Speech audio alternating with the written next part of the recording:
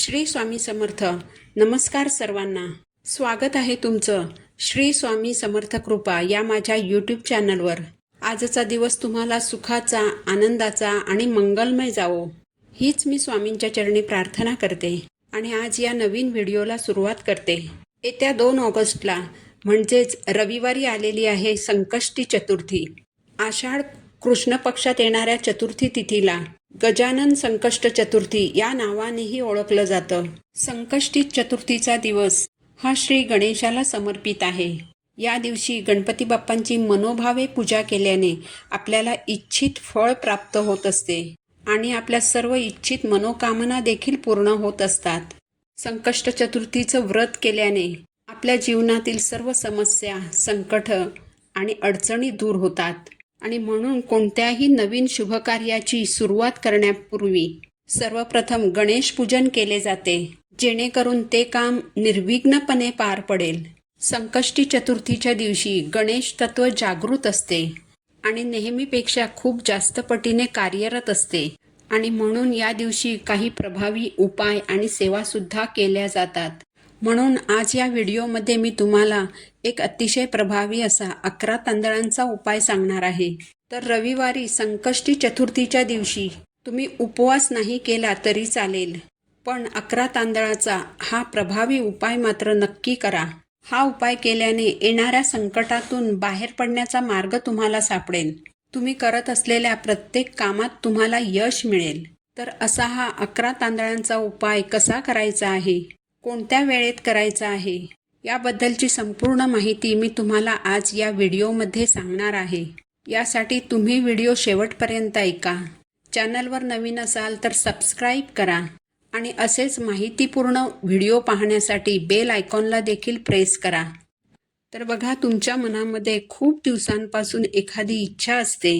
ही इच्छा पूर्ण होण्यासाठी तुम्ही अगदी प्रामाणिक प्रयत्न करता, पण कितीही प्रयत्न केले तरी तुमची इच्छा पूर्ण होत नाही. तर अशा वेळी तुम्ही तुमच्या प्रयत्नांना सेवेची आणि अध्यात्माची जोड दिली तर तुमच्या प्रयत्नांना नक्कीच यश येईल आणि तुमची इच्छा पूर्ण होईल. मग तुमची ही इच्छा कोणतीही असेल, धनप्राप्तीची असेल, स्वतःचं घर होण्याबद्दल असेल, कर्जमुक्तीबद्दल असेल किंवा पतीची, मुलांची प्रगती होण्याबद्दल असेल, तर ती तुमची इच्छा नक्कीच पूर्ण होईल. तर हा जो उपाय मी तुम्हाला सांगणार आहे, तर हा उपाय तुम्हाला रविवारी संकष्टी चतुर्थीच्या दिवशी करायचा आहे. चतुर्थी तिथीला सुरुवात होणार आहे 1 ऑगस्ट रोजी, म्हणजे शनिवारी रात्री 11:07 आणि ही तिथी समाप्त होईल 2 ऑगस्ट रोजी, म्हणजे रविवारी रात्री 11:15. तर रविवारी दिवसभर चतुर्थी तिथी असणार आहे.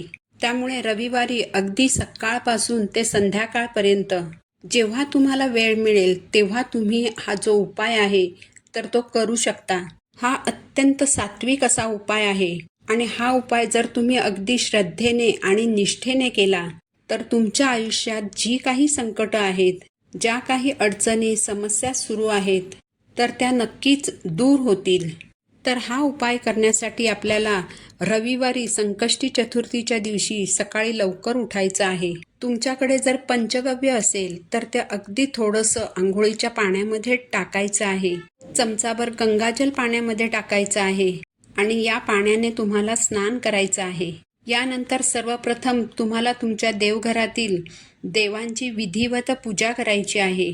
पूजा करताना गणपती बाप्पांच्या मूर्तीवर दुधाने किंवा पिण्याच्या शुद्ध पाण्याने अभिषेक करायचा आहे.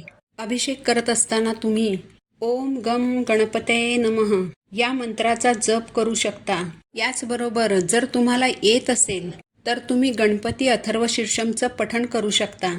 यानंतर अभिषेकाचं जे पाणी असतं तर ते तीर्थ म्हणून घरातील सर्वांनी प्राशन करायचं आहे. यानंतर बाप्पांना प्रिय असणाऱ्या वस्तू त्यांना अर्पण करायच्या आहेत. गणपती बाप्पा ही एकमेव अशी पुरुष देवता आहे जिला हळद कुंकू अर्पण केलं जातं. म्हणून बाप्पांना हळद कुंकू, अक्षदा, जास्वंदाचं फूल अर्पण करायचं आहे. दुर्वांची जुडी आणि गुळ खोबऱ्याचा नैवेद्य अर्पण करायचा आहे. धूप, दीप, अगरबत्ती लावून वातावरण छान प्रसन्न करायचं आहे आणि यानंतर तुम्हाला मुख्य उपाय करायला सुरुवात करायची आहे. हा उपाय करण्यासाठी आपल्याला 11 तांदूळ घ्यायचे आहेत. हे 11 तांदूळ अखंड असायला हवेत. खंडित तांदूळ म्हणजेच तुटलेले तांदूळ घेऊ नका. बाप्पांच्या पूजेमध्ये कधीही खंडित तांदूळ जे आहे तर ते वापरू नयेत. म्हणून हा उपाय करण्यासाठी आपल्याला 11 अखंड तांदूळ घ्यायचे आहेत. या तांदळाला तुम्हाला थोडंसं हळद आणि कुंकू लावून हे तांदूळ तुम्हाला लाल पिवळ्या रंगाचे बनवून घ्यायचे आहेत. पहा, तांदूळ जो असतो तर हा सकारात्मक ऊर्जा आकर्षित करत असतो. बाप्पांना ज्या 21 वस्तू अर्पण केल्या जातात त्यातील एक धान्य म्हणून तांदळाचा समावेश होतो आणि म्हणून तांदळाचं धार्मिक महत्त्व हे खूप जास्त आहे. तर हे 11 तांदूळ जे आहेत, जे आपण लाल पिवळ्या रंगाचे करून घेतले आहेत, ते एका वाटीमध्ये ठेवायचे आहेत आणि आसन घेऊन तुम्हाला तुमच्या देवघरासमोर बसायचं आहे. जर ही सेवा तुम्ही दुपारी किंवा रात्री करणार असाल तर त्यावेळेस पुन्हा एकदा गणपती बाप्पांना हळद कुंकू अर्पण करायचं, तुपाचा किंवा तेलाचा दिवा प्रज्वलित करायचा आणि एक जास्वंदाचं फूल बाप्पांच्या चरणी अर्पण करायचं आणि याच जास्वंदाच्या फुलावर आपल्याला 11 तांदळांचा हा उपाय करायचा आहे. नंतर वाटीमध्ये जे आपण 11 तांदूळ ठेवलेले आहेत, ज्यांना हळद कुंकू लावून आपण लाल पिवळा रंग दिलेला आहे, तर त्यातील एक तांदूळ तुम्हाला तुमच्या उजव्या हातामध्ये घेऊन जो मंत्र मी तुम्हाला आता सांगणार आहे तो मंत्र तुम्हाला म्हणायचा आहे. मंत्र असा आहे, इदम अक्षतम ओम गम गणपते नमः. हा मंत्र म्हणायचा आणि ती एक अक्षता तुम्हाला त्या जास्वंदाच्या फुलावर बाप्पांच्या चरणी अर्पण करायची आहे. नंतर दुसरा तांदूळ हातामध्ये घेऊन मंत्र म्हणायचा आणि हा दुसरा तांदूळ बाप्पांच्या चरणी जास्वंदाच्या फुलावर अर्पण करायचा आहे. अशा प्रकारे तुम्हाला एक एक करत 11 तांदूळ जे आहेत तर ते 11 वेळा याच मंत्राचं पठण करत बाप्पांच्या चरणाजवळ ठेवलेल्या जास्वंदाच्या फुलावरती तुम्हाला अर्पण करायचे आहेत. यानंतर ओम गम गणपते नमः या मंत्राचा तुम्हाला एक माळ जप करायचा आहे.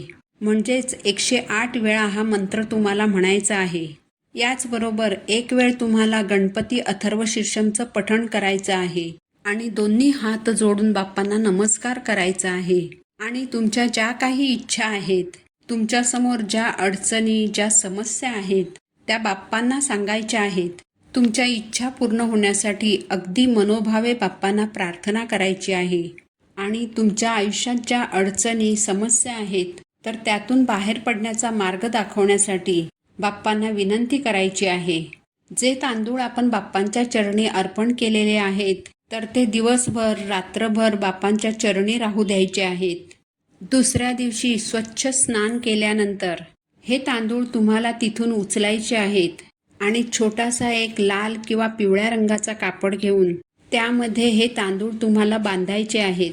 यानंतर तांदळाची ही छोटीशी पोटली घरात जिथे तुम्ही महत्त्वाच्या वस्तू ठेवता तर तिथे ही पोटली तुम्हाला ठेवायची आहे किंवा ही पोटली तुम्ही तुमच्या पर्समध्ये देखील ठेवू शकता.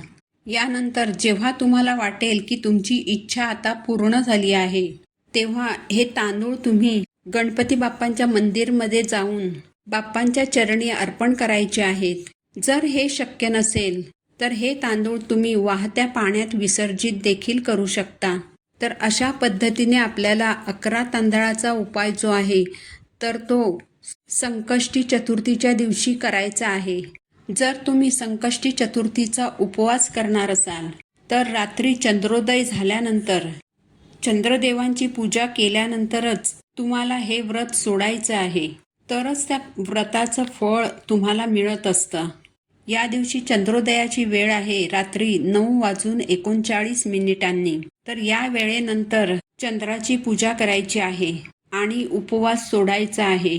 तर येत्या रविवारी संकष्ट चतुर्थीला हा 11 तांदळांचा सात्विक उपाय तुम्ही नक्की करा आणि स्वतः अनुभव घ्या.